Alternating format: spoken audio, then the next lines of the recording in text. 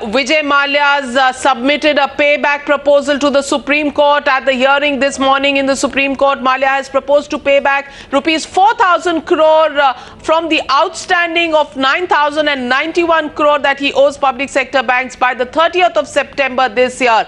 Should the banks really take the proposal of 4,000 crore payback at face value, or should they demand more, considering this is less than 50% of what Vijay Mallya owes banks? Ridham Anand Bhajwa joins me from outside Supreme Court. Ridham, what is the exact proposal that has been submitted by Vijay Mallya and his company? And the fact that, is this a bargaining tactic by Vijay Mallya that if he's pressurized for more, then the value of the loans that he wants to pay back will go above the 4,000 crore level?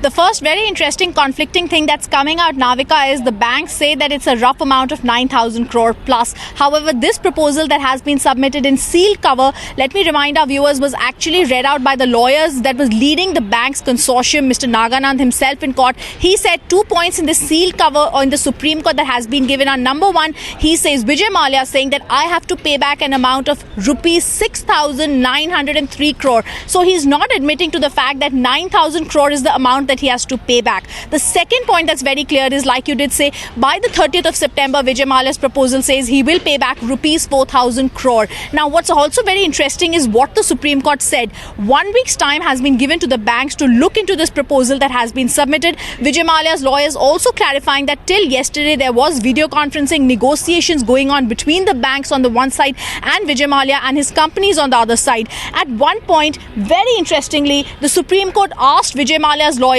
are you back in India? Are you back here? Where are you right now? The lawyers mumbled, but they said he's not back in India. The atmosphere is surcharged. This is not the right time for him to be back in India, so-called. So the Supreme Court finally said, all right, 1 week's time, for the 7th of April, this matter has been given to the banks. But one very interesting observation, because the lawyers for Vijay Mallya continued saying the atmosphere in India is surcharged, the media coverage is such that everything is getting hyped, the Supreme Court said, let's not say that here. There is nothing that the media is saying. It's ultimately standing for public interest, and it is only saying what should be happening. They're only bothered about the fact that the banks need to be paid back the money. So very clearly, the Supreme Court in this particular, charge battle that's going on between Vijay Mallya and the banks right now, siding with the media coverage and saying the media is only doing what it is in public interest. This particular point that is made by his lawyers, that Vijay Mallya is not back in India because of a surcharged atmosphere that's created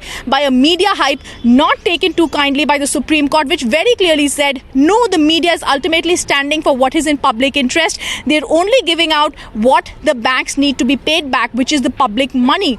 Other than this point, this proposal will now be seen in detail by the banks consortium. They will also be deciding whether in fact this amount of 6,900 crore, which is claimed by Vijay Mallya, is the amount he has to pay back, is the correct amount. Like you started off by saying, this seems like less than 50% of the 9,000 crore figure that had earlier been released by the banks. But Vijay Mallya stands by the ground that it's 6,900 that he has to pay back.